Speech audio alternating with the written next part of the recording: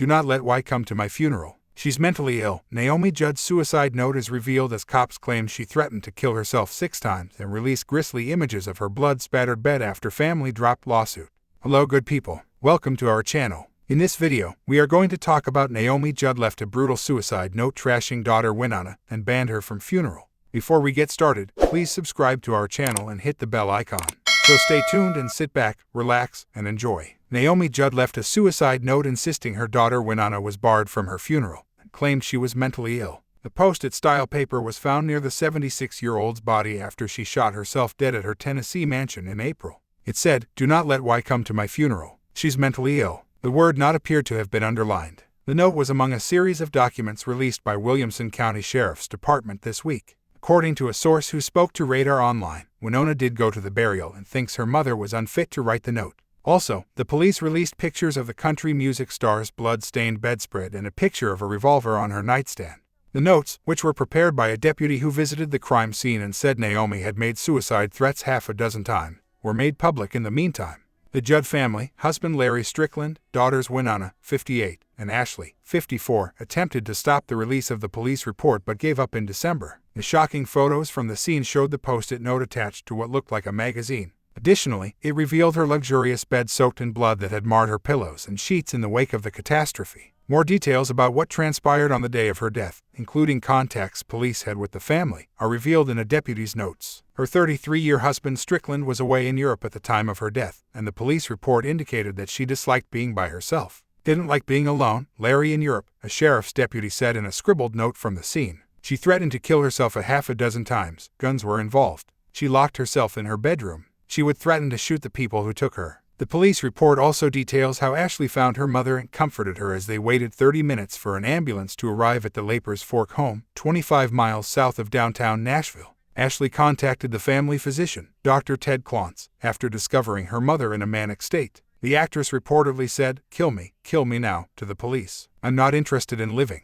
Now, Mom, you know I'm not going to do that," she allegedly retorted. "She's having an episode," Ashley texted Klontz, screaming, sobbing, and pacing. "An emergency, please visit Mom's house now." She told Klontz that she was shouting and speaking in tongues when he got there. When the doctor arrived, according to Ashley, her mother reportedly calmed down and eventually left them alone to talk about her situation. As she entered the room again, she discovered her mother's head had been shot. She said to the physician, "She did it. She did it last." In an emotional piece published in the New York Times in August, Ashley recalled how learning she was her mother was the most devastating day of my life. "The agony of finding and embracing her laboring body haunts her," she writes. Ashley, however, claimed that instead of being allowed to console her mother in her final hours, police officials severely interrogated her and separated her from her. "I felt surrounded and helpless as police started questioning me as the last of my mother's life was ebbing away," the woman wrote. "I intended to console her by letting her know that, as we say in Appalachia, she was about to return home to see her father and younger brother." Ashley said she was in such a state of shock after she found her dying mother that she answered questions from police she did not want to.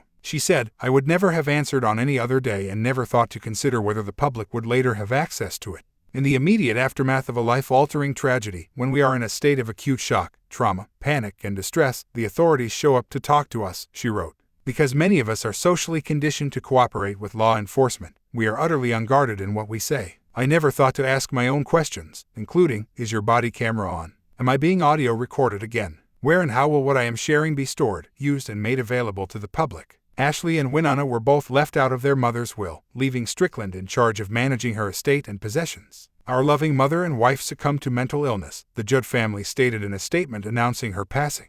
"Everyone who has experienced this catastrophe is aware that thinking is severely warped when someone is experiencing a mental health crisis. Furthermore, the worst moments are never an accurate reflection of the delights and comforts of a disease-free day. In the wake of this tragedy, our family has made an effort to grieve collectively, communally, and, most importantly, in the privacy that any family who loses a member deserves. Our family has always been honest and transparent about both our struggles and the extent of our affection for one another. Yet, in this specific case, we request confidentiality because it is more dignified to die in private."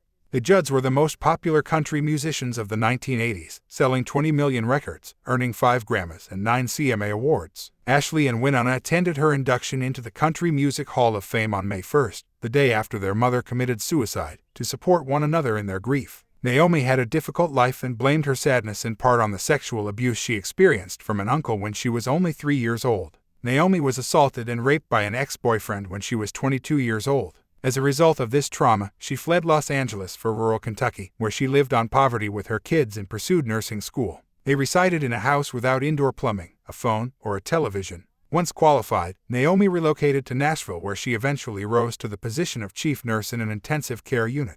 It was there that she learned a patient's father was in the music industry. She made a tape of herself singing with Wynonna, gave it to him, and the Judd's career in music was launched. On May 29, 1 month after her mother's death, Wynonna wrote an emotional Instagram post in which she spoke of her unbearable grief and her fear that she would never be able to surrender to the truth of the way her mother left this life. She wrote about personal healing, her sense of being helpless, and the few things she knew in the face of such despair and drama. She said she would continue to fight for her faith, herself and her family, to continue to show up and sing. And she vowed to break the cycle of addiction and dysfunction that has stalked the Judd women. That's all we have. Thanks for watching this video. If you love this video, please like the video and comment your thoughts, and hit the subscribe button to watch more like this video. Thank you.